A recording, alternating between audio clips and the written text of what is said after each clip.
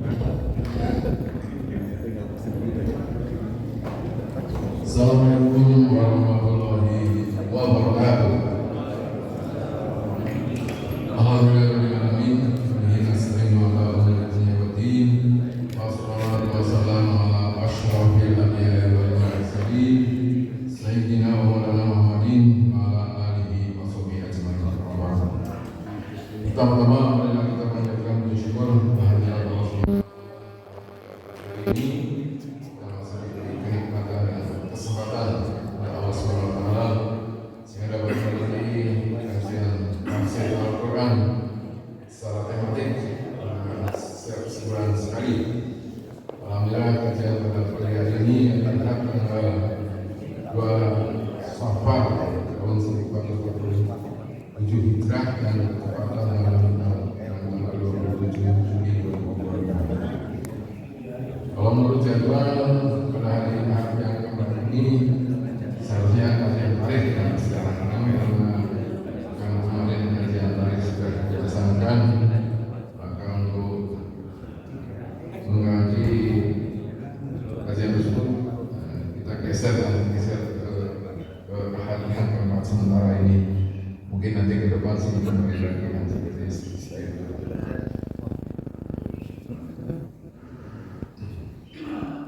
Baiklah, Bapak Ibu sekalian, semoga kajian sudah salah satu ini dapat meningkatkan keimanan kita dalam Islam.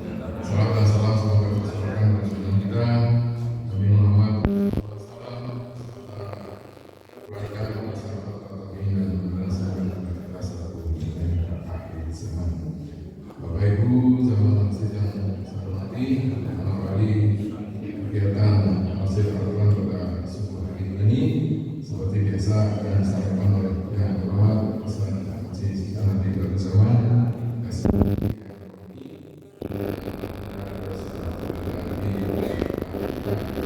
kesempatan ini juga akan memberikan materi yang berjudul hikmah makanan yang halal, tentunya dari Al-Quran. Mari kita simak bersama ibu bagi kita menjaga ibadah dan kualitas. Kami bersalah kalau tidak ada pertanyaan bersama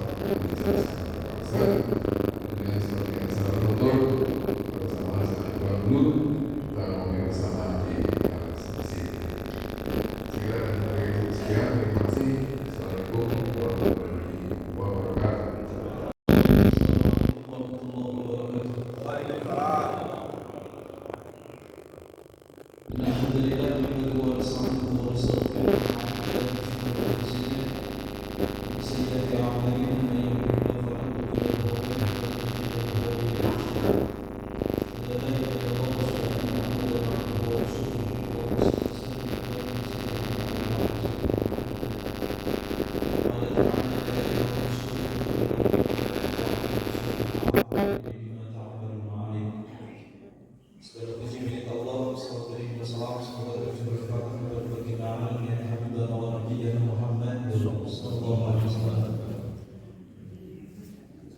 Guru Bapak yang saya hormati, mudah-mudahan senantiasa selalu mendapat kemuliaan dari Allah Subhanahu wa taala. Yang pertama, saya mohon maaf udah sekian lama mungkin ya, dari sebelum hajian tidak datang ke Masjid Nurul Iman. Bahkan kemarin minggu pertama kebetulan saya kurang sehat, 2 minggu saya tidak bisa kemana-mana. Alhamdulillah, takdir Allah hari ini kita dipertemukan. Mengawali tema kita, Ibu dan Bapak, dalam sebuah riwayat Rasulullah SAW pernah berjalan di pertengahan jalan. Rasulullah SAW pada saat itu berjumpa dengan seorang laki-laki yang sedang membelah batu.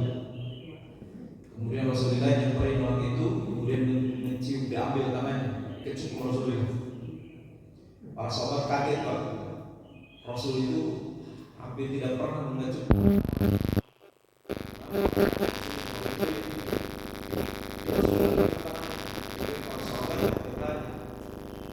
Dijawab Rasulullah SAW.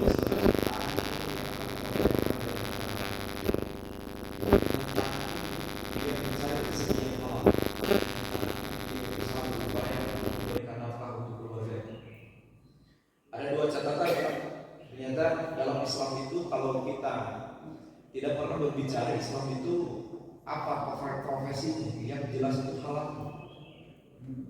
Jadi kehalalan itu dalam Islam adalah yang paling prioritas, paling utama. Tema ini saya angkat beberapa saat di beberapa masjid karena gini Pak, hari ini itu umat Islam, mohon maaf, hari ini umat Islam itu sudah kehilangan senjata. Dulu itu ketika perang Badar itu 300 lawan 1000. Menurut perhitungan apapun itu masih kalah, tapi menang. Karena karena waktu itu ternyata doanya luar biasa. Pada saat itu ketika mereka berperang, sampai kita dalam doa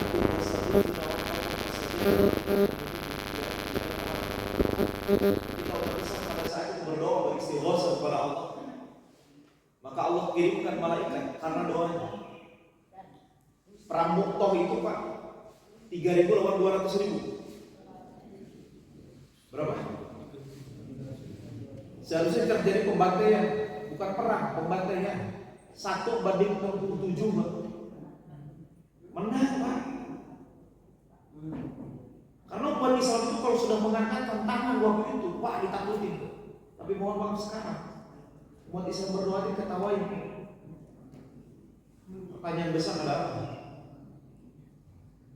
ini menjadi problem dan Rasul mengatakan ya'ti 'ala nasi zaman la yubalil mar'u ma akhadha minhu aminal haram. Bakal datang masa kepada umatku, kata Rasulullah SAW, di mana seseorang tidak peduli lagi dengan apa yang dia kumpulkan, yang dia ambil, apakah itu halal atau haram. Gak peduli, yang penting duit. Ini masalah besar dan boleh jadi masalah sekarang. Orang udah gak peduli Pak dengan sebuah hal haram. Dan ini kata Rasulullah SAW. Orang dulu ngomongin hal haram itu pentingnya luar biasa. Sekali lagi, kata Rasulullah akan datang di masa kepada umatku di mana pada saat itu seseorang tidak peduli lagi yang dia kumpulkan itu, yang dia ambil halal atau haram. Sampai-sampai sekarang itu muncul sebuah istilah. Yang haram itu susah, apalagi yang halal. Astagfirullah. Ngeri. Oke. Yang kedua, ini ada hadis. Innal halala bayyinun wa innal harama bayyinun. Halal itu jelas, haram itu jelas. Wa bainahuma umurun mushtabihatun, di antara keduanya ada urusan, ada sesuatu yang disebut dengan barang syubhat. La ya'lamuhunna katsirun minan nas. Udah. Bapak punya kolam, punya balong, di pelakan Bapak, di alam Bapak halal. Jelas kan halal itu. Bapak punya tetangga punya balong, di pelakan tetangga, di alam Bapak, hukumnya apa? Haram. Kumaha lamun Bapak ternyata lagi banjir air laut di jalan. Naon eta kan? Naon eta kan? Nah, bingung Pak. Syubhat.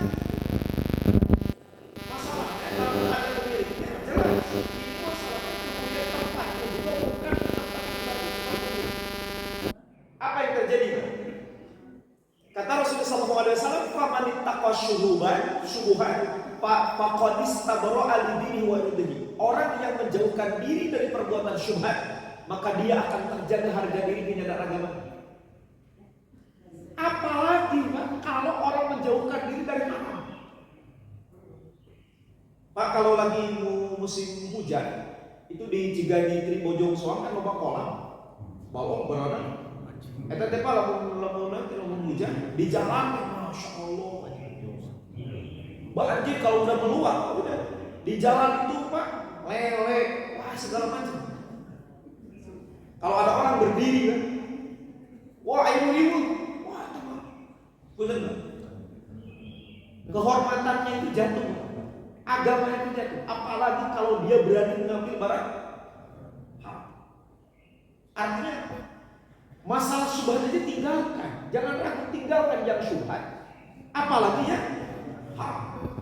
Wa man waqa'a fisyubhat, barang siapa orang yang terjerumus dengan sesuatu yang syubhat, pasti satu saat dia akan terjerumus kepada barang haram. Ini sekali lagi, hati-hati dengan barang syubhat, apalagi barang haram. Pak, ketika di depan Bapak ada yang nawarin barang haram, sesuatu yang diharamkan oleh Allah, tinggalkan, pasti bakal diganti.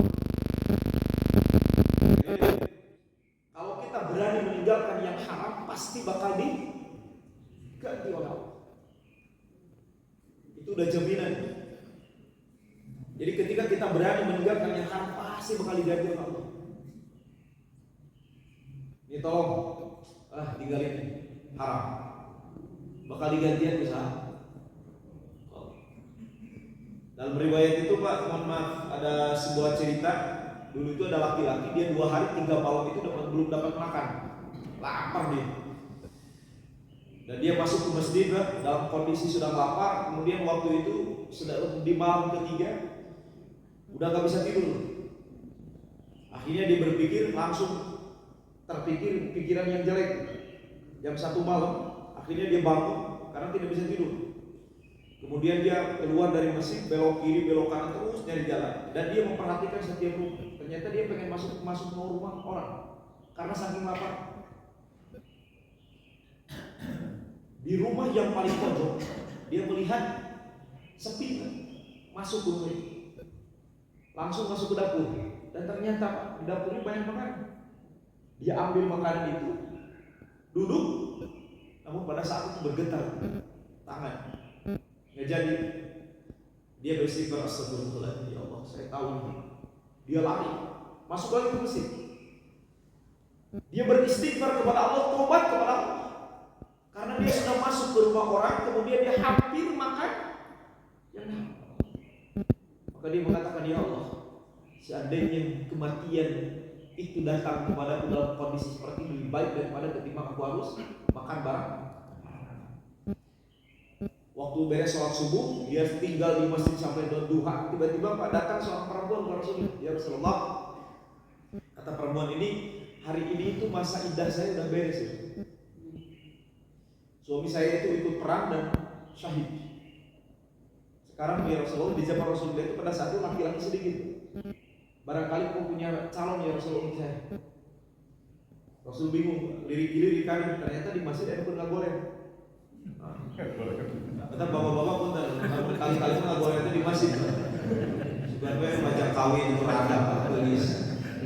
Duh ya Allah. Ternyata Pak Rasul nggak bangunin orang ini, bangun. Tanya sama Rasulullah SAW, kawin kan? Belum ya Rasul. Kabayang udah besar tanya kawin. Kemudian kata Rasulullah mau nikah. Beliau mengatakan, seandainya engkau yang menikahkan, saya insya Allah. Tanya ke perempuan, mau kali dengan laki-laki? Laki-lakinya biasa, dia orang miskin, tapi insya Allah soleh. Kata istri,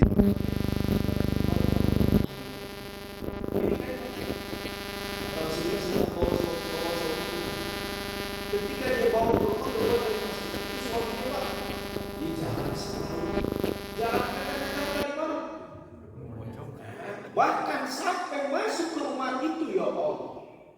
Masuk ke rumahnya, dia tahu tuh rumah yang tadi dimasukin tadi. Ini bukan kebetulan. Bawa masuk ke rumah itu. Kemudian kata istrinya, ternyata istrinya membawakan makanan itulah yang tadi malam hampir dimakan dia. Disuguhi depan suami. Kemudian dia pandang mata makanan itu dan menangis. Di tengah-tengah tangisan ditanya istrinya, kenapa? Kemudian dia jujur kepada istri, saya itu belum makan 3 malam. Tadi malam itu saya masuk ke rumah. Tadi malam saya masuk ke rumahmu, kemudian saya hampir makan makanan ini. Namun ketika aku akan makan, aku lari karena takut kepada Allah. Aku tinggalkan makanan ini.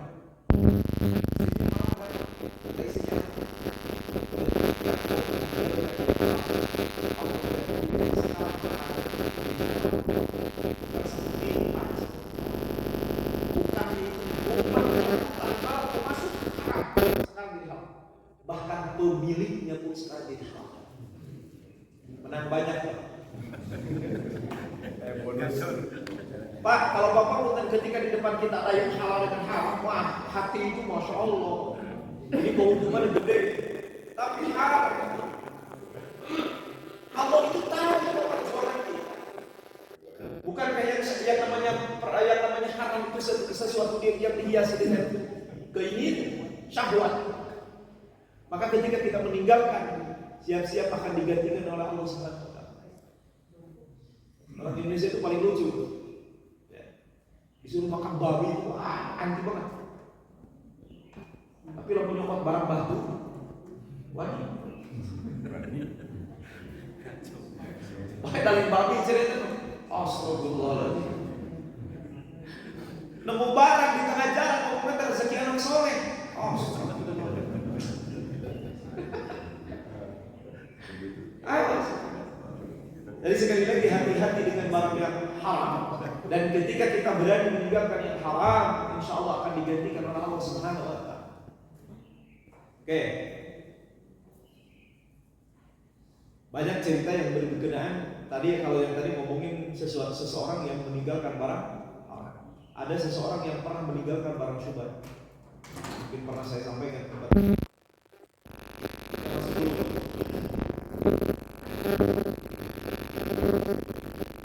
Pak, hikmahnya makan yang halal itu satu.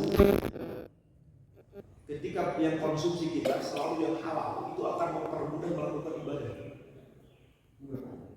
Jadi ternyata mudahnya melaksanakan ibadah itu salah satu diawali dengan makan.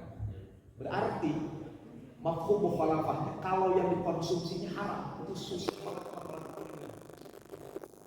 Mana dari benar Pak? Kata Allah Subhanahu wa taala dalam Quran, ya ayyuhar rusulu kulu minat thayyibati wa'malu shalihan inni bima ta'maluna alim. Wahai para rasul, makanlah dari makanan yang thayyib, halal dan thayyibah. Ibu dan bapak, ternyata para rasul itu diawasi makanan Allah. Makanya rasul itu Masya Allah ya, badannya sehat, kuat. Karena sekali lagi kualitas makanannya apa? Dijaga oleh Allah. Kata Allah, hai para rasul, makanlah kalian dari makanan yang halal thayyib. Pak, kalau rasul itu dalam ini keterangan ini kalau pada rasul dia bersih.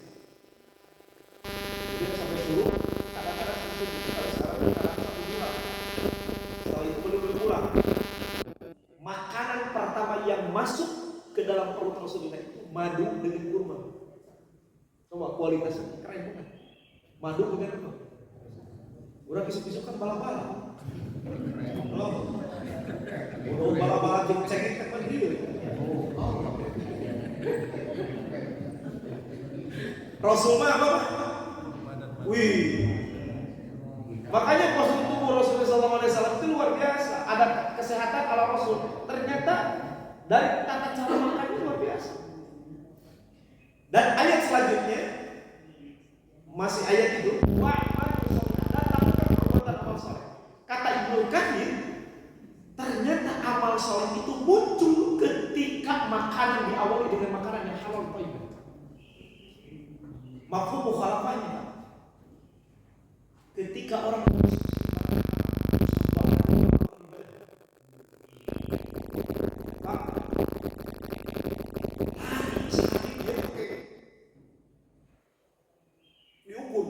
5 kilo per hari. Jalan kaki. Sepedahan bisa 40 kilo, 50 kilo Pak. Ka masjid nu deukeut, Allah, hese teh ditanggung. Astagfirullahaladzim. Pak, kalau pengen bangun tahajud itu sebenarnya nggak usah pakai alarm Pak. Saya yakinkan nggak usah pakai alarm. Dah angkat alarm teh di paruman deui.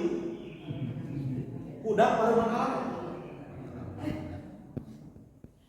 Punten, para ulama itu teliti.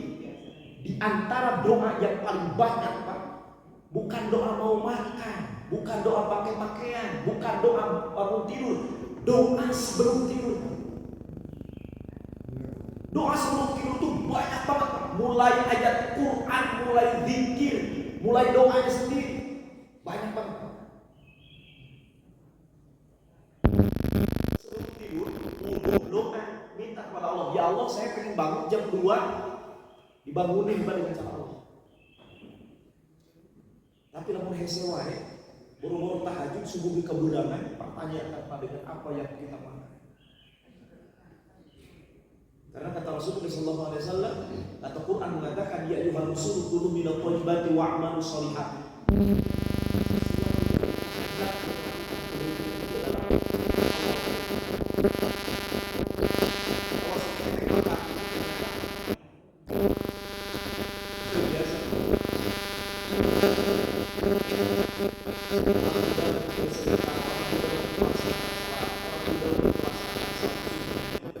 Sekali lagi diawali dengan makanan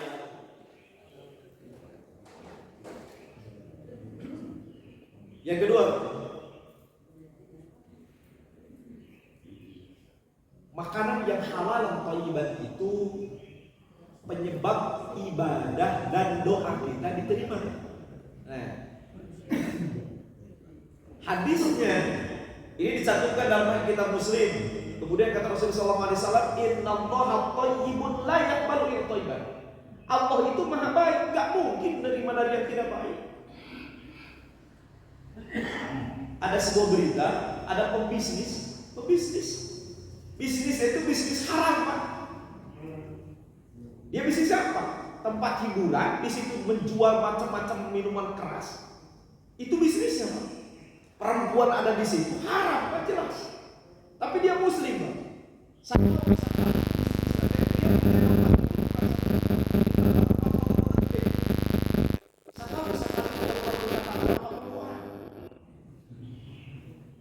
Lihat tuh kira-kira. Masalah tetangganya umroh boleh jadi diterima karena dia belum tahu. Masalah dia mau umrohkan orang lain diterima apa enggak? Jelas enggak, Pak. Kata Allah, Innallaha yaqbalu thayyibun la yaqbalu illa thayyiban. Apalagi kalau seandainya dia tahu, Pak. Dia berangkat dengan barang haram. Dia beribadah dengan barang haram. Nangis di Arafah. Betul Arafah itu, Pak, tempat mustajab setahun sekali. Tanggal 9 bulan Dzulhijjah. Dia nangis seharian di Arafah. Dia pandang Ka'bah di depan Ka'bah, nangis di depan Ka'bah.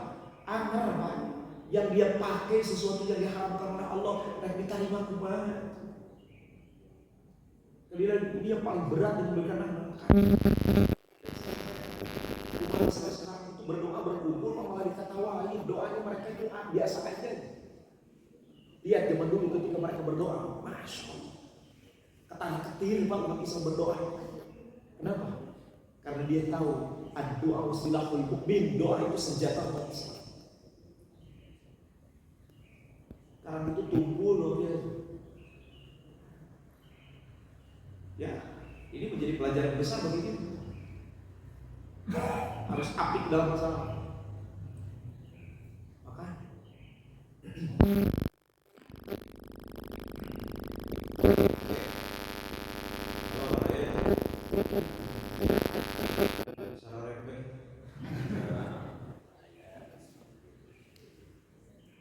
Pak, summa dzakara rajul. Rasul kemudian setelah menceritakan yang tadi, beliau menceritakan seorang laki-laki yang melakukan yutilus safar. Dia melakukan perjalanan yang jauh. Perjalanan itu karena Allah. Kalau Bapak melaksanakan umroh, Pak, hampir bolak-balik itu 20.000 kilo. Naik pesawatnya 8.000 kilo. Nyampe Jeddah ke Madinah, di Madinah ke Mekah. Pak, itu perjalanan luar biasa. Dan setiap perjalanan pasti doa kita bersama. Dengan catatan perjalanan bukan untuk maksiat. Kalau kita melakukan perjalanan dan perjalanan itu karena Allah, pasti doa kita bersama. Kata Rasulullah, ada doa, 3 doa yang tidak akan pernah ditolak. 1, orang yang sedang bepergian. Yang kedua, orang yang sedang saum. Yang ketiga, orang yang sedang dizalimi.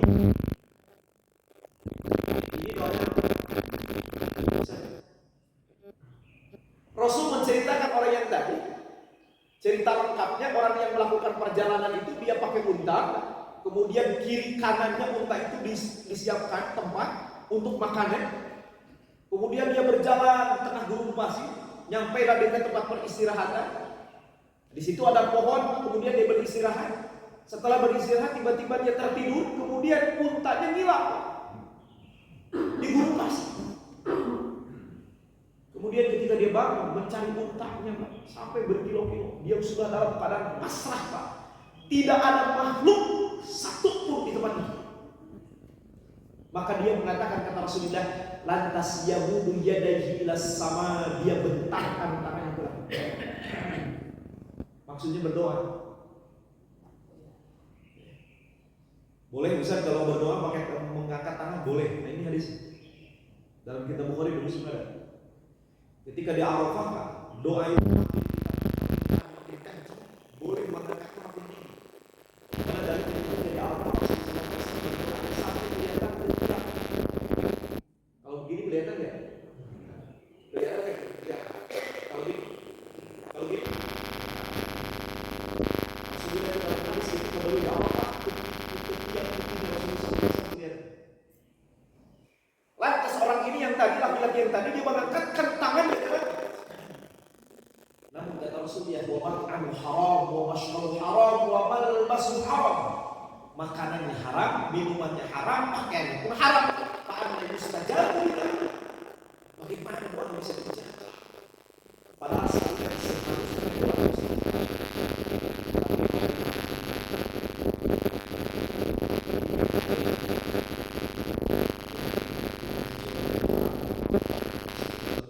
ibadah kita tak diterima, doa kita tidak diterima.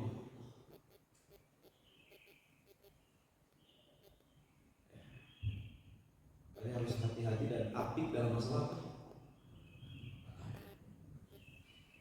Pak, Islam itu tidak pernah melarang orang kaya. Justru Islam itu kaya harus. Gak mungkin ada mesin ini tanpa duit. Benar ya? Saya itu usia 35 ke sini udah berani Pak minta kaya. Dulu itu saya gak berani. Ketika mungkin waktu masih gini, saya belum berani minta kaya. Akhirnya suami. Kenapa? Dalam saya buka duit pasti ambil pesantren. Dalam saya buka duit pasti berdiri masjid.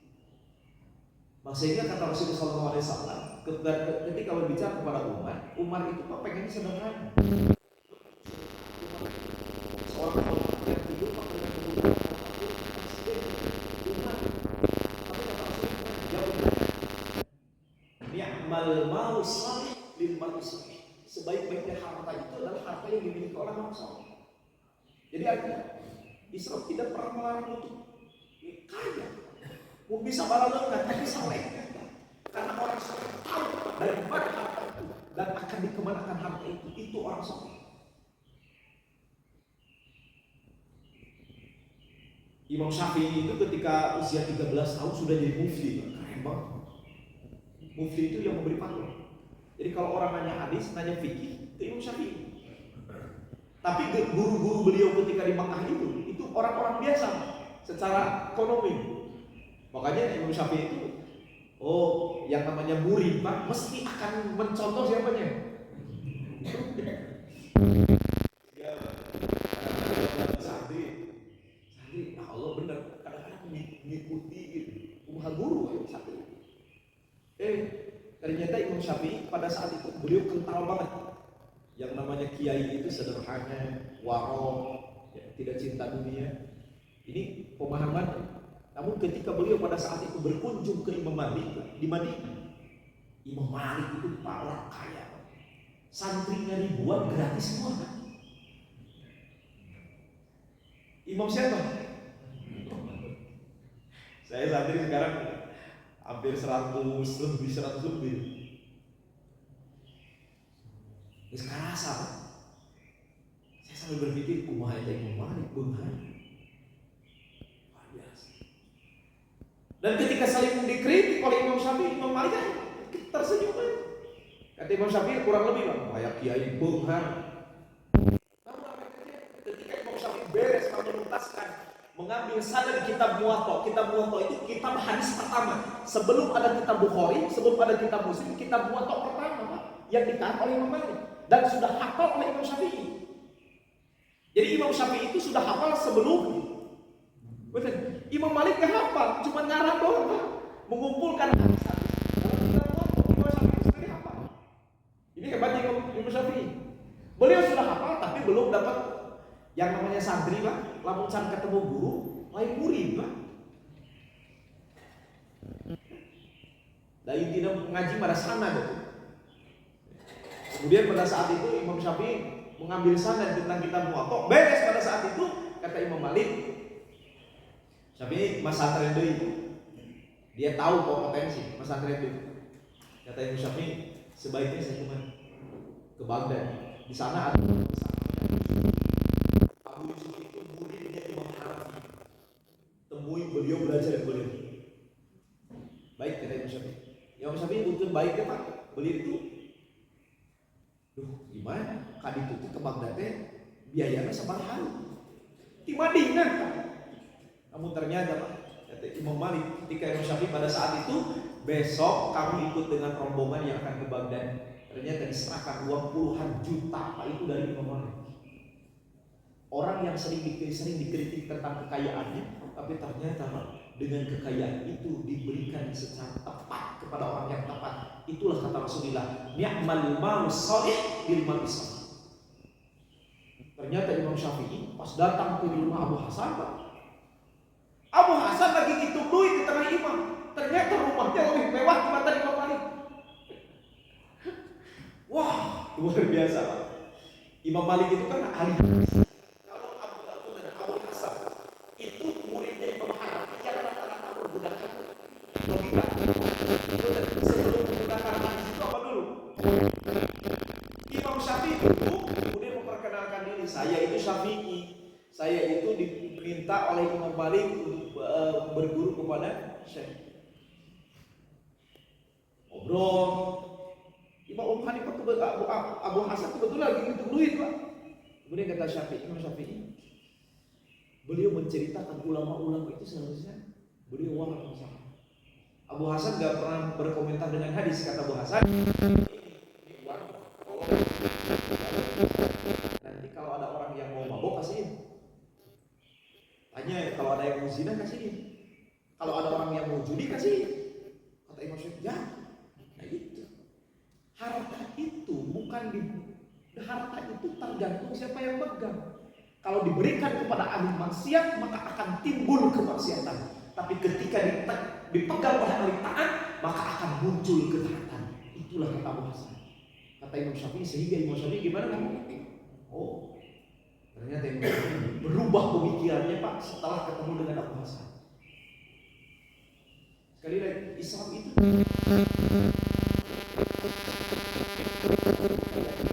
indahnya ketika berada di tangan orang yang tepat.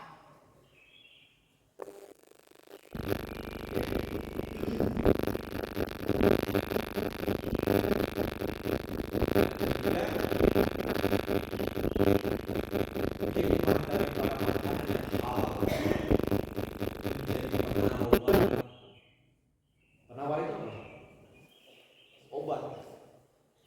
Jadi obat itu ternyata makanan halal.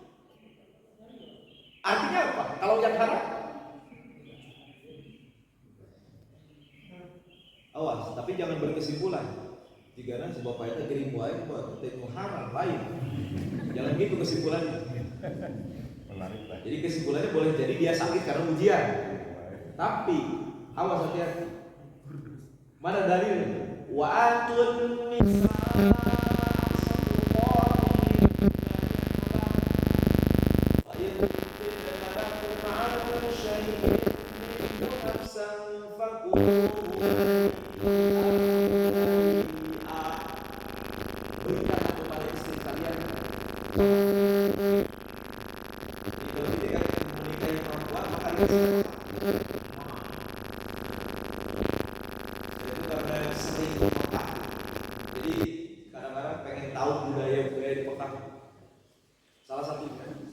saya pernah ketemu dengan laki-laki di sana, ngobrol.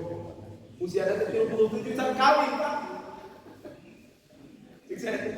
Lah, itu can kawin usia berapa?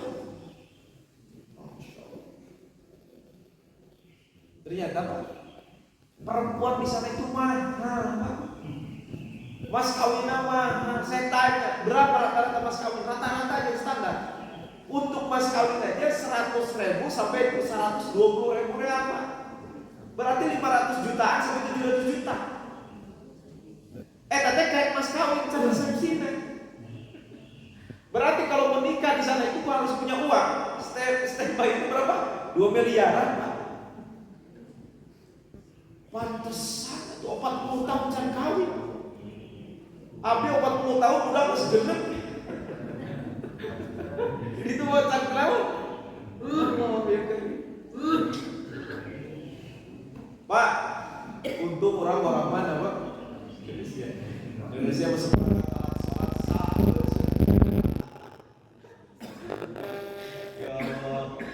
Pak, laki-laki yang terbaik itu laki-laki yang memberikan mahar dengan besar. Tapi sebaik-baiknya perempuan yang meminta mahar tidak. Artinya apa? Terus umpama yang ibunya dulu, Bu, dikasih mas kawin itu sama bapak 1 kilo mas batangan. Coba ada contoh itu.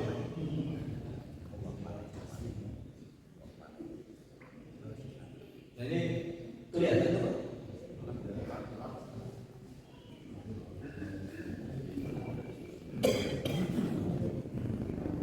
Kita tayangannya slide-nya di bawah.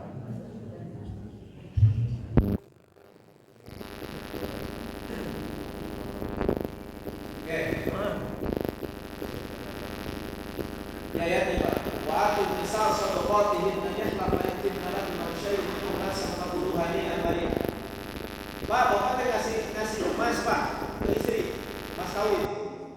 Ternyata setelah menikah 10 tahun, kata istri gini, ayah ini mas kawin jadi pakai, udah aja pakai lagi mayat. Kenapa laku mas kawin dibalikin lagi? Dengan nafsan, makin fitnah seandainya istrimu memberikan mas kawin nafsan dengan supaya kata Quran, fakulu makan. Dan itu bukan makanan sembarangan, Pak. Hanian, makanan lezat. Kenapa lezat? Pak, mohon maaf, mas kawin itu pengganti untuk perempuan. Perempuan yang kita nikmati, mas kawinnya balik deh. Nikmat kemana, Pak? Mari dan rezeki yang halal itu hanian itu lezat. Marian penawar. Jadi kita nyata kata para ulama, rezeki yang halal istri ngasih lagi kepada suami itu rezeki yang halal. Ternyata itu menjadi penawar bagi penyakit yang ada dalam tubuh kita.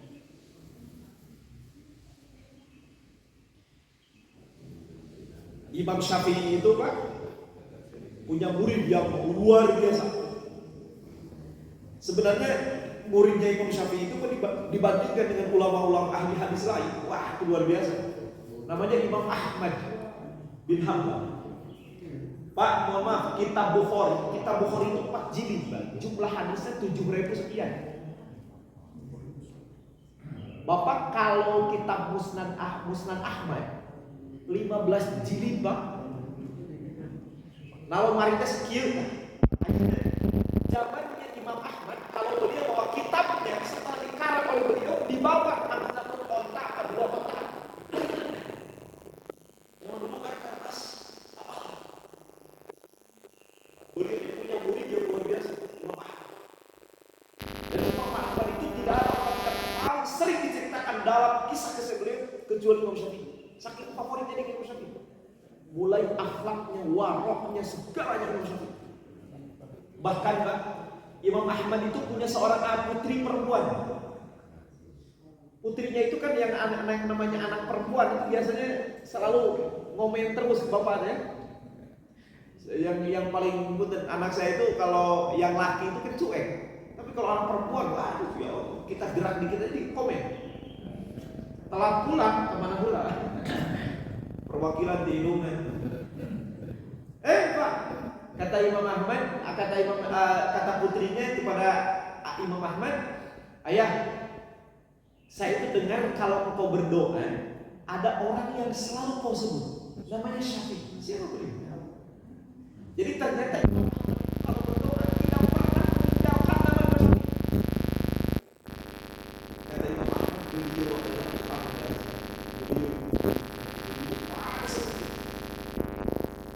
kemudian putrinya nanya, apa keibadatan Imam Syafi'i? Kalau malam itu dia dibagi menjadi 3. Hari 1 hari 24 jam itu dibagi 3. 1 untuk ilmu, 1 untuk istirahat, 1 lagi untuk beribadah. Itu Imam Syafi'i. Beliau itu kalau datang bulan Ramadan bisa hatam Quran 60 kali hataman.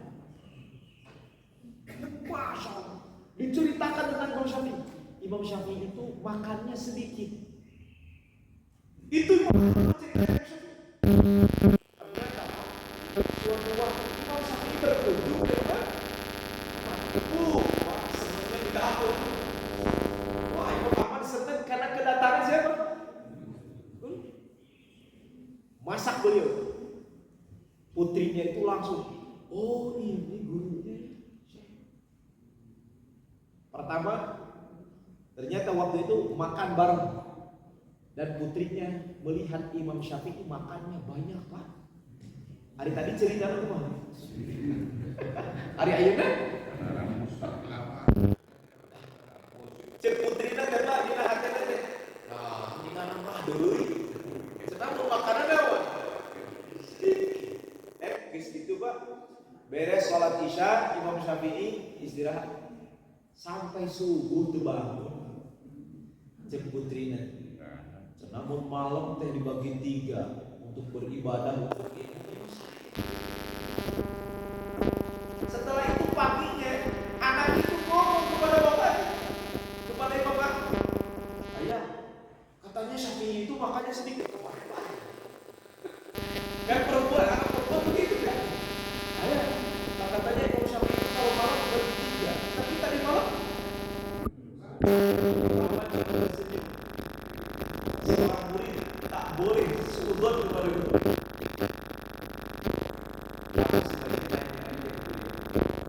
Waktu ngobrol dengan Imam Syafi'i datang. Kata Imam Ahmad, sok tanyain. Dan kata Imam Ahmad, Syekh, ini putri saya mau nanya. Kemarin itu Syekh makannya banyak. Berbeda dengan biasa. Sambil tersenyum, ta'amul karim dawaun, ta'amul bakhil daun. Makanan yang disuguhkan oleh orang soleh itu menjadi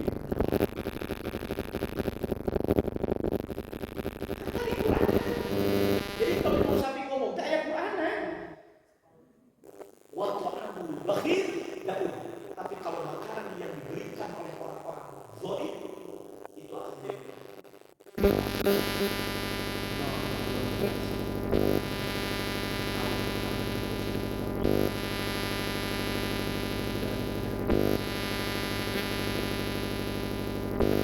iya begitu putrinya Imam Ahmad. Kemudian, Syekh, kenapa tadi malam semalaman tidur nggak bangun? Biasanya kan satu tempat itu punya inspirasi. Kalau kita punya masalah, katakan inspirasi itu dari mana? Ketika di tempat ini. Ternyata kata Imam Syafi'i, saya itu sebenarnya dari rumah itu punya masalah. Ada orang yang punya masalah itu. Dan tidak ada masalah.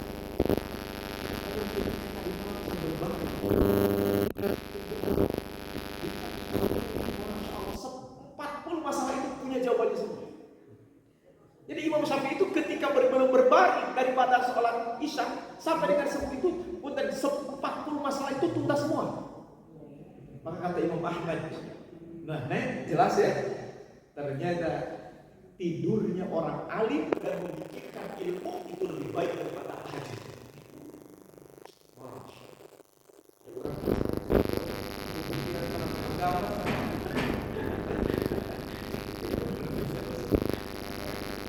Allah, jadi itu Pak. Jadi sekali lagi hati-hati dengan makanan. Makanya kalau ada sebuah istilah saya itu dulu di Unisba, guru komunikasi saya itu ngomong ini.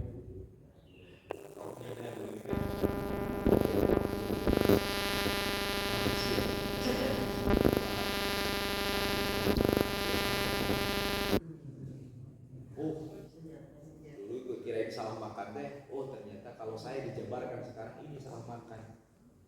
Efeknya doa kita tidak dijabah, doa kita tidak dijabah, ibadah kita tidak diterima. Malas untuk beribadah, datangnya penyakit, masya Allah. Itu ternyata sumbernya dari makan. Pantas salah makan itu efeknya panjang. Yang lebih panjang efeknya keturunan kita. Keturunan ternyata masya Allah.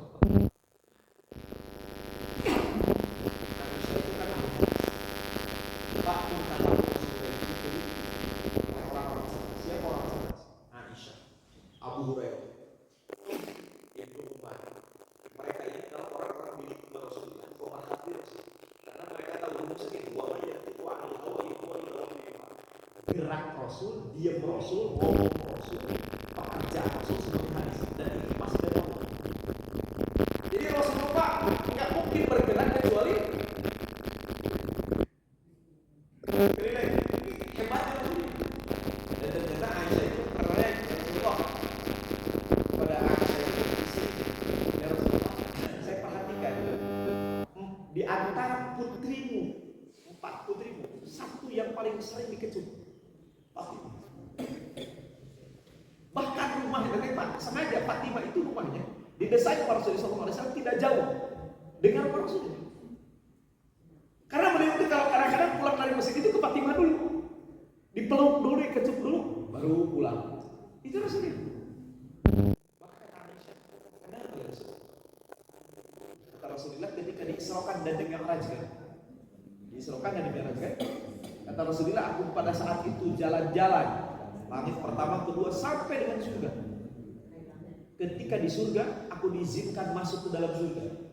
Dan pada saat itu diizinkan pula mencicipi makanan surga. Dan ternyata apa, ketika di surga, kata Rasulullah, makan makanan di surga, pulang Isra Mi'raj, kata Rasulullah, aku berhubungan suami istri dengan Khadijah, dan surga itulah Allah menciptakan benih untuk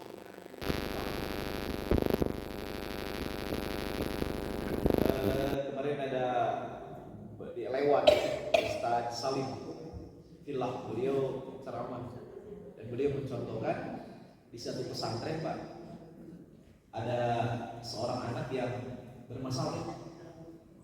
Ada seorang anak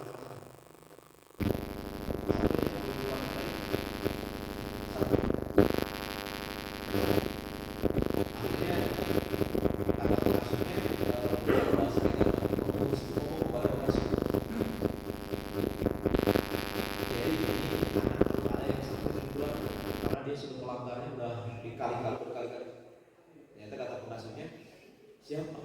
Ketika disebutkan dia kaget. Kenapa? Karena ternyata itu dia kenal banget dengan orang tuanya. Akhirnya tunggu dulu, saya akan datang ke orang tuanya. Dan dia datang ke Bandung, orang Bandung. Kemudian dia ngobrol dengan orang tuanya. Pak, mohon maaf, ini para pengurus laporan tentang anak bapak.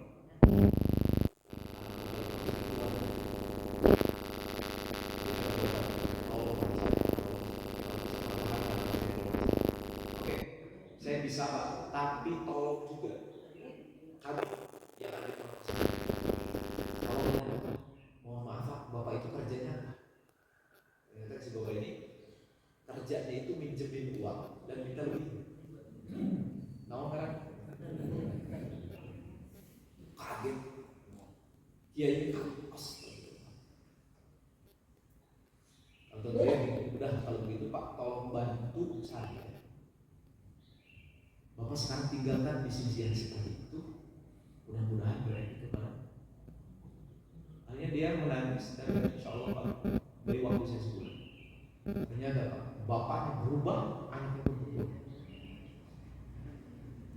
Jadi lagi, apa yang kita lakukan bukan hanya pribadi kita, kasih uang kepada anak kita ya.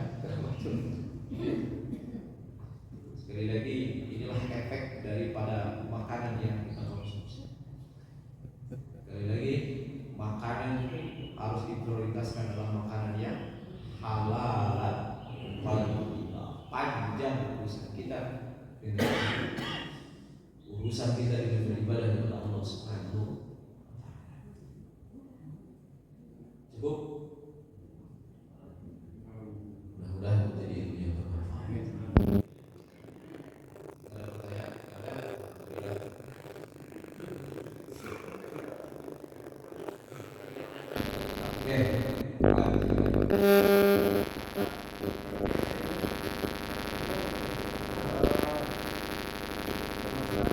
Ada pertanyaan? Jadi pemberian tapi ada mesin interest. Terima kasih Ustaz Gatot. Dipakai. Nah itu dari pandangan tadi ya masalah asuhan anak itu bagaimana ya dan bagaimana kita harus berperilaku. Saya pernah mendengar juga Pak Iwan, tidak ada doa menolak rezeki, yang ada doa minta rezeki. Nah itu kayak kontradiksi juga ya dengan yang tadi dijelaskan. Menurut Pak Ustadz gimana itu Ustaz? Ya. Yang tadi ada rezeki yang kita tolak, rezeki yang apa? Harta yang haram, tolak. Pak sekarang itu kemudian Pak, yang tadi ngomongin gratifikasi segala macam. Sekarang itu masya Allah dalam dunia pendidikan. Mungkin hati-hati takutnya kita yang termasuk pelaku. Sekarang itu ketika terjadi zonase, sekolah zonase, berbondong-bondong orang tua itu memalsukan identitasnya. Saya itu udah melatih anak kita untuk tidak gitu. Astagfirullah. Dan bukan hanya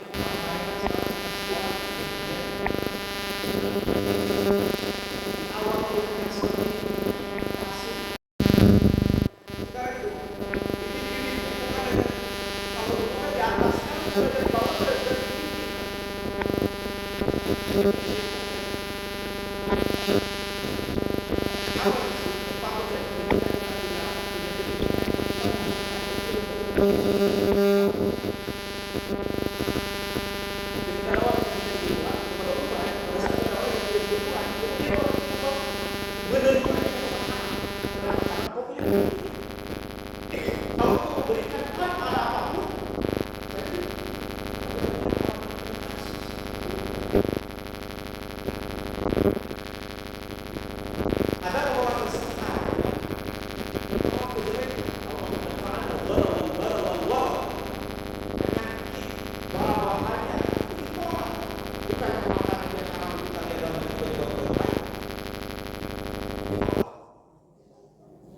jadi sesuatu yang membahayakan kita.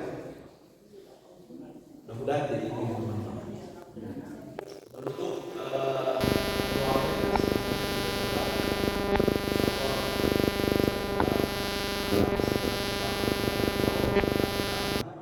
tahu hari Rabu akan mengawali kembali pembangunan asrama untuk laki-laki karena sekarang itu asrama udah cukup padat banget. Ya, dulu saya membangun untuk santri, alhamdulillah 3 bulan.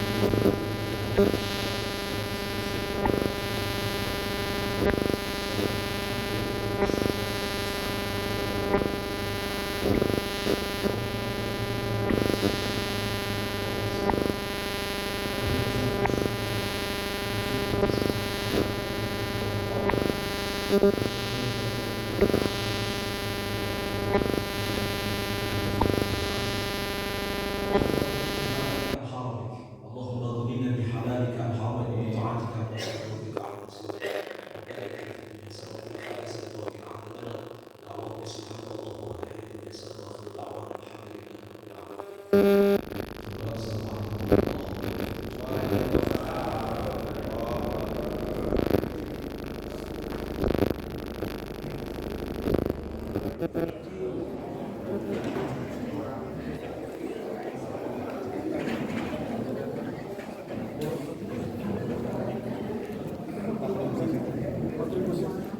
di uang ini tidak berseri dan keriting wah ini kan kita harus ini kali-kali itu dong.